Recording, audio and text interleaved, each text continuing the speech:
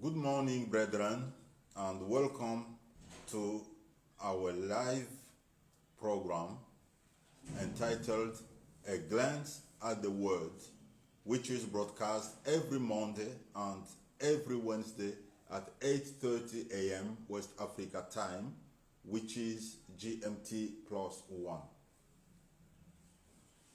Today is the very first broadcast of the year 2021. So let me wish all of you a very happy and prosperous year 2021. Today's topic is entitled, Don't Limit Your Blessings. Don't limit your blessings. Let's read the book of 3 John. 3 John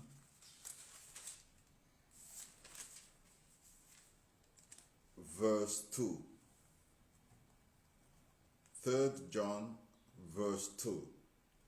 Beloved, I pray that you may prosper in all things and be in health, just as your soul prospers.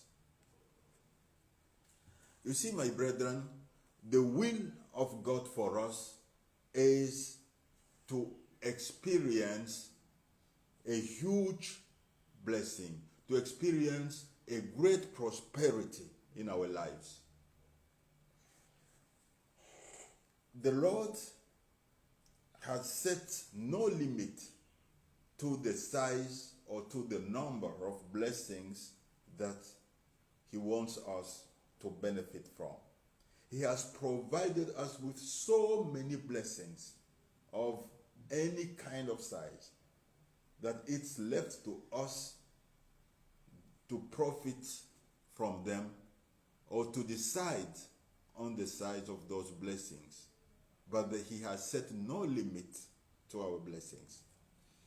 And when we read in the book of Ephesians chapter 1 verse 3, we see that God has already blessed us with all kinds of blessings, and He wants us to benefit from them abundantly. So when we consider these two verses, Ephesians chapter 1 verse 3 and 3 John verse 2, we see that God has set no limit at all to the blessings that He has provided for us and that He wants us to benefit from. On the contrary, God's will for us is that we be blessed abundantly without any limit. That we go from blessing to blessings. When we read in Deuteronomy chapter 28, let's just read that passage. It's very important for us to see what is written there. Deuteronomy chapter 28 from verse 8. Deuteronomy chapter 28. Let's read verse 8. We see this. The Lord will command the blessing on you in your storehouses and in all to which you set your hand, and He will bless you in the land which the Lord your God is giving you. The Lord has given each of us a land somewhere, because we all are living on a land somewhere. And the Lord will command the blessing on you, the blessing on us in that land where we are living. And He has already commanded that blessing to be on us. It's up to us now to take profit of them. And when we read verse 11 of the same chapter, we see this. And the Lord will grant you plenty of goods in the fruit of your body, in the increase of your livestock, and in the produce of your ground, in the land of which the Lord swore to your fathers to give you. And in verse 6, we also read this: blessed shall you be when you come in, and blessed shall you be when you go out. So you see, when you come in, you are blessed. When you go out, you are blessed. It means that your blessing encompasses all your life. So all the time you are being blessed. Everywhere you are being blessed. So you go from blessing to blessing. There is no limit. In God's sight, there is no limit to your blessings, to the blessings that He has given you. Your blessings are just limitless. But let's read now 1 Kings chapter 2. 1 Kings chapter 2.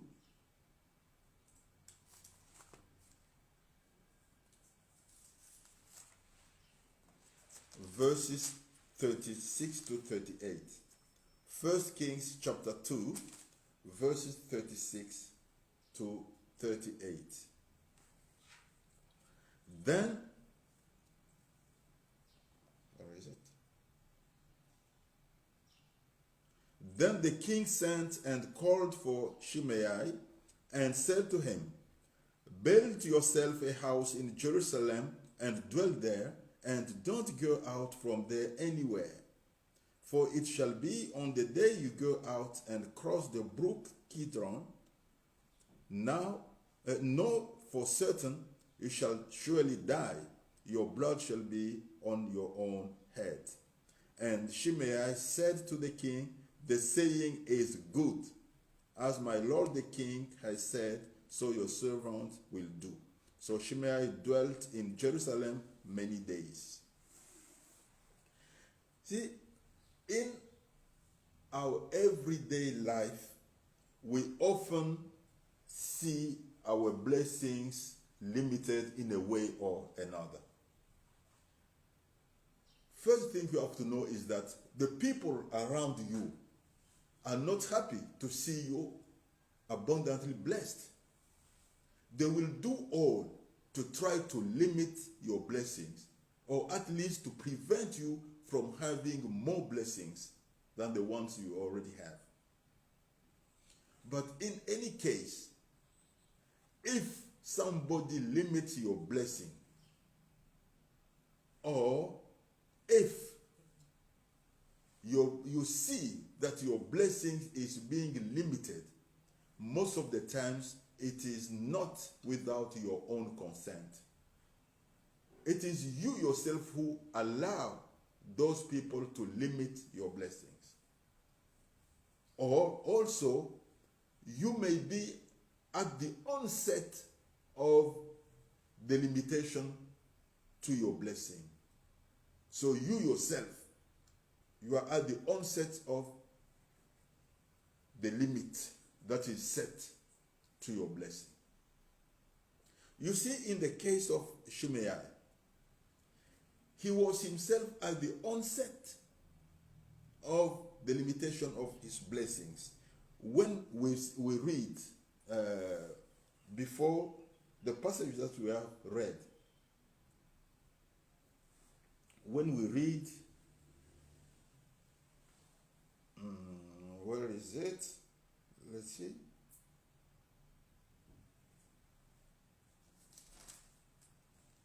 Yeah, we see it, I think, in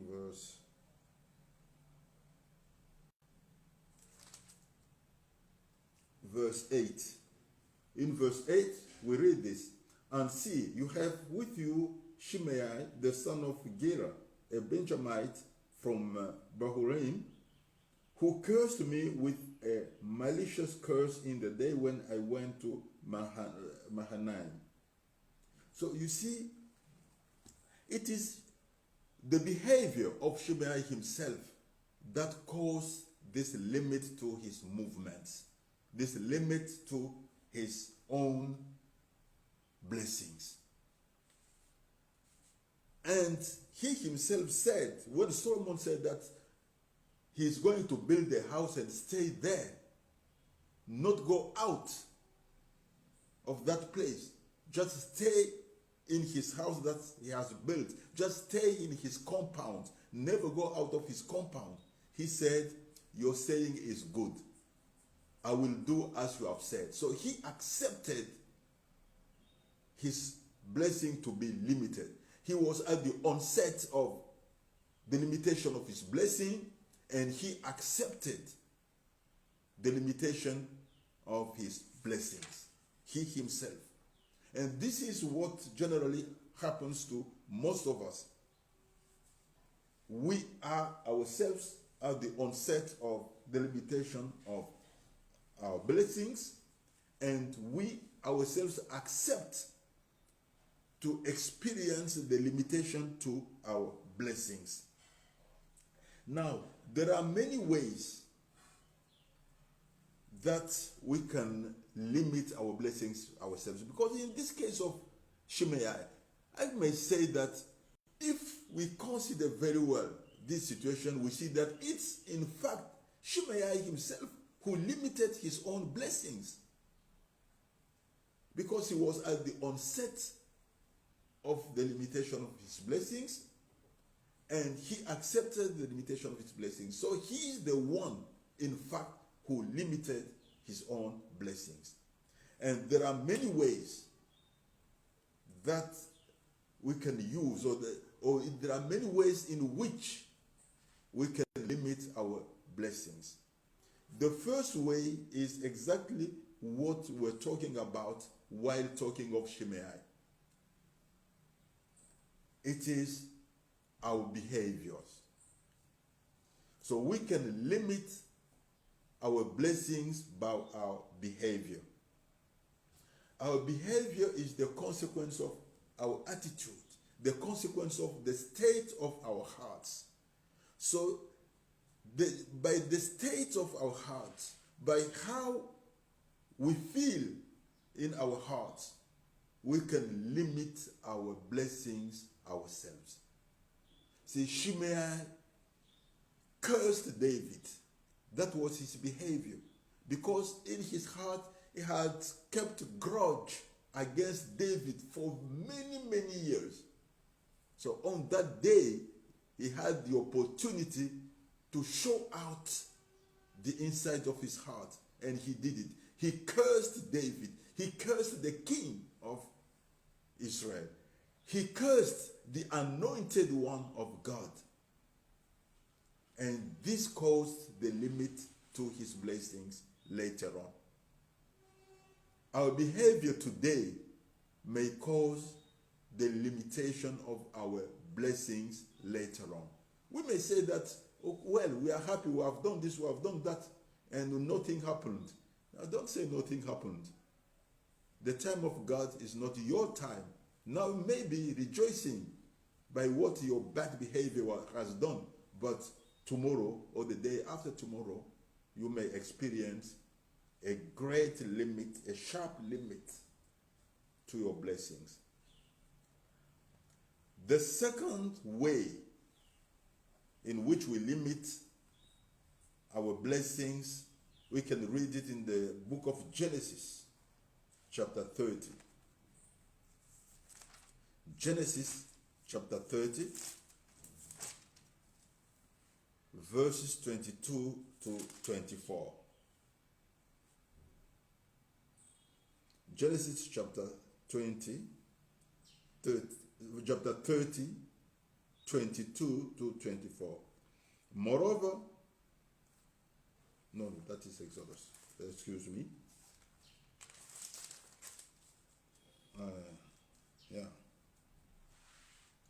Then God remembered Rachel, and God listened to her and opened her womb. And she conceived and bore a son and said, God has taken away my reproach. So she called his name Joseph and said, the Lord shall add to me another son. Or in other versions, it is said, God will add to me one other son.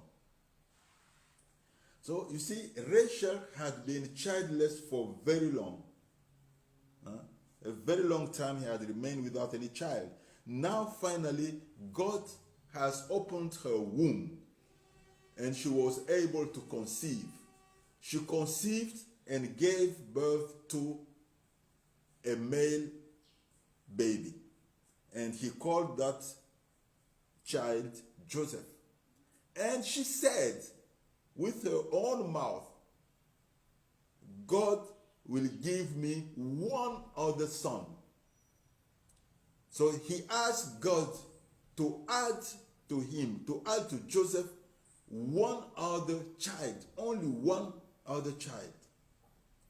So, since God has opened the womb of Rachel, certainly God would have given her many more other children apart from Joseph.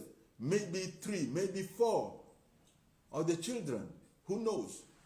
I don't say that she had to fill the whole world with only her children, but she had the opportunity to give many more other children and to bear many more other children. But she said that God will add one child, one more child to her, which means that Rachel limited her own blessings with the words of her own mouth. So the second way by which we limit our blessings ourselves is through the words of our mouths. Now, the third way, the third main ways, here we are only giving the main ways. There may be many other ways, but these are the main ways in which we limit our blessings ourselves. So the third main way for us to limit our own blessings is by our actions. The actions that we take toward our blessings is likely to determine our blessings, to determine the size of our blessings or the extent of our blessings. Remember, for example, the case of this widow, the prophet's widow, who asked Elisha for a solution to her problem. It is in 2 Kings chapter 4. 2 Kings chapter 4, from verse 1 to let's say to verse 7. We read it very fast. A certain woman of the wives of the sons of the prophets cried out to Elisha, saying, Your servant, my husband, is dead, and you know that your servant feared the Lord, and the creditor is coming to take my 2 sons to be his slaves. So Elisha said to her, What shall I do for you? Tell me, what do you have in your house? And she said, Your maidservant has nothing in the house but a jar of oil. Then he said, Go, borrow vessels from everywhere, from all your neighbors, empty vessels. Don't gather just a few. And when you have come in, you shall shut the door behind you and your sons. Then pour it into all all those vessels, and set aside the full ones.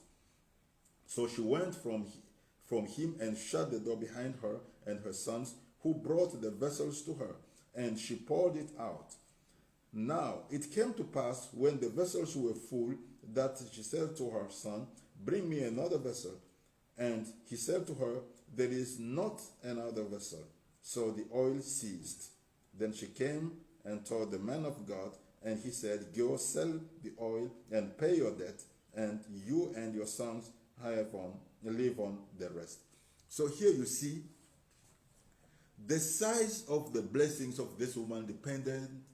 depended on the number of vessels that she would borrow from her neighbors, from all over that she could go. So she was the one to decide on the size of her blessing, on the amount of the money that she will get. So if she had borrowed 100 vessels, she would have had much more money than if she had just borrowed a few vessels. So the third way in which we limit our own blessings is through our actions. The actions of borrowing in this case. My brethren, let me remind you, don't limit your blessings. Don't limit your blessings. So mind the state of your heart and thus your behaviors. Pay attention to what you say with your own mouth and consider carefully the actions that you take in any given situation, and let yourself be led by the Holy Spirit. God bless you abundantly beyond all your expectations, and have a wonderful week.